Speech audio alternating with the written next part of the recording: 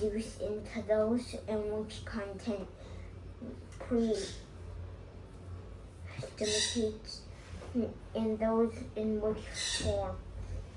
To the later group, many safely assign life in Petersburg, especially in the salon, as a distinct from in the life in the country, in the district, the province, even in Moscow. Life does not change. In the aftermath of 1805, we had several times made peace with Napoleon and fallen out with him again, and we had made and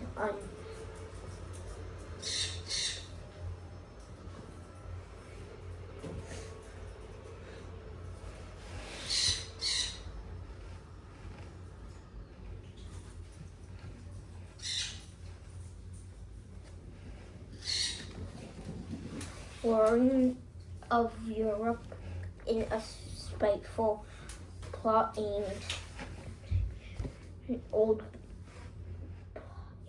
solely at upsetting and worrying the court circle, of which Anna Pavlovna was the respectative. Helen's circle went on the same, less a person than a great admirer of the host's sharp intelligence. In 1812, these people waxed acrylic as they had done in 1808 about a great nation and a great man, much regretting the break with France, which, according to Helen, regular visitors was bound to end in peace very soon. With Tsar's return from the army, a stir of excitement had run through these rival salons in recent days, resulting in the manifestation of mutual hostility, but each salon remained true to itself. Anna Pavlovna said excluded anyone who the French, except for one who died the ligaments in their idea of patriotism extended to a boycott of the French theatre, and incensed that the French company playing there as much to maintain as a whole army corps. They were avid followers to the latest news from the front, encouraging any amount of rumors that we favorite our army. In the French circle of Helen, any reports of enemy atrocities or cruelty of war was discounted, and much was made of Napoleon's repeated attempts at collision.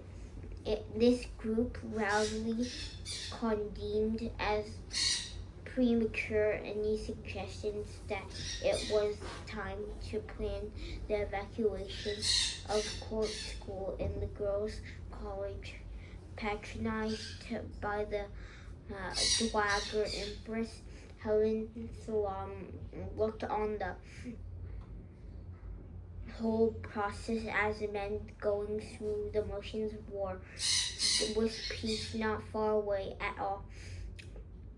The general view was that expressed by Bublin, who had happened to find himself in Petersburg and was now almost one of the family at home, has benefited a man of intelligence.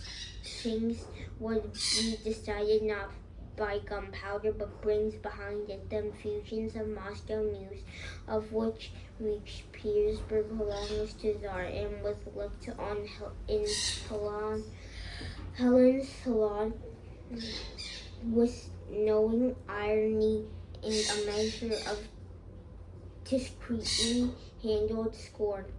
In Anna Pavlovna's circle, by contrast, the same infusions were greeted with much enthusiasm, spoke by gravity. It was like speaking of ancient Prince Vasily, who had managed to maintain his hold on the important positions protrusion, the one connecting link below the two circles he used to visit both my connecting link between the two circles. He used to visit both of my good friend Anna Pavlovna and my daughter's diplomatic salon, and it wasn't uncommon with all its comings and goings for him. Get mixed up and say something at Anna Pavlovna that should have been said at Helen's. Soon after the Tsar's arrival, Prince Vasily was deep in a conversation about the progress of war at Anna Pavlovna, and he came out strongly against Buckley doubtfully, adding that he could not make up his mind who should be given overall command.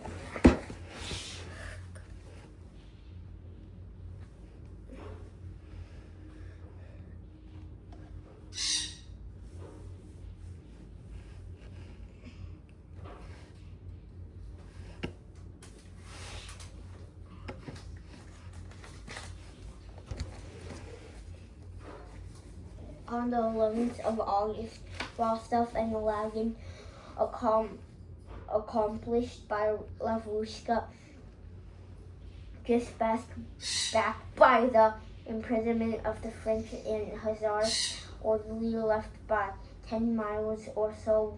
Bagration went out for a ride on to put Lagin's newly equipped horse through its paces and to find out whether there was any hay to be had in local villages. For the last 3 days, Bogongich had found himself in the two hostile armies, and it was equally likely that the Russian regarded or the French vanguard might arrive into the village. So Rostov squadron commander that he wanted to steal a march on the French in acquiring any provisions that might still be there. Rostov and Lagin were on the best of moods. On the way to Volgongich, which they knew there was a estate belonging to some prince with a manor house who hoped to find a lot of staff, including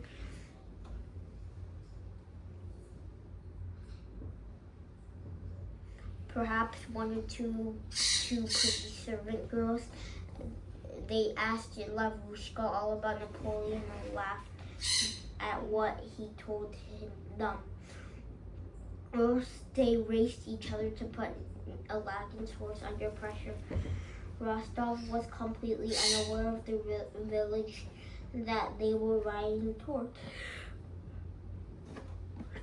belonged to the very Prince Bolkonsky who had been engaged to his sister. To the very Prince Bolkonsky who had been engaged to his sister. Rostov galloped down the street. "You wouldn't," said Lagin, all red in the face. "Yes, I usually do flat fields here anyway," answered Rostov, stroking in his pattern his foaming down horse.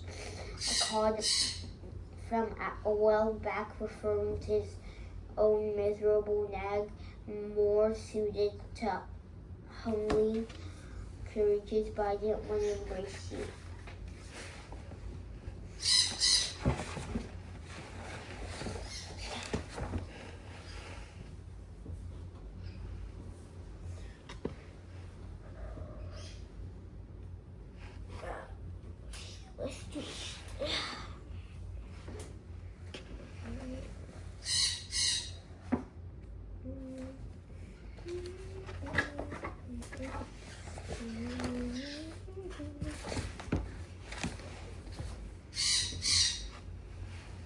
They slowed to a walking pace and made their way towards a big crowd of peasants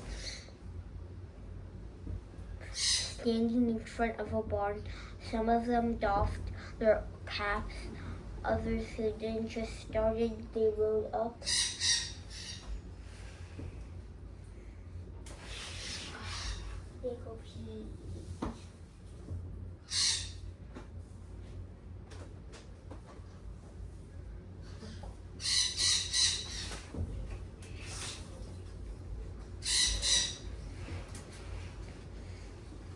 Oh, son, beyond you, asked the peasant. The French answered Aajw with a laugh.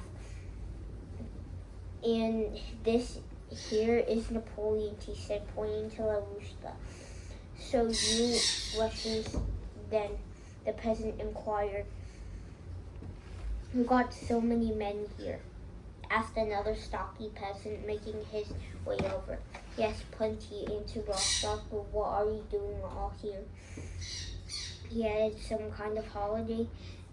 This the old aunt's village business, answered the peasant, engaging away. At that moment, two women appeared with a man in a white hat walking down from the prince's house towards the officers. The pink one's mine, hands off, said Aladdin with an eye on Danishka, who was striding up purposely in their direction. Here for us, said Larushka, winking at Aladdin. What can you do for you? Gorgeous, said Aladdin with a grin. The prince has sent me here, excellently, wishes to know.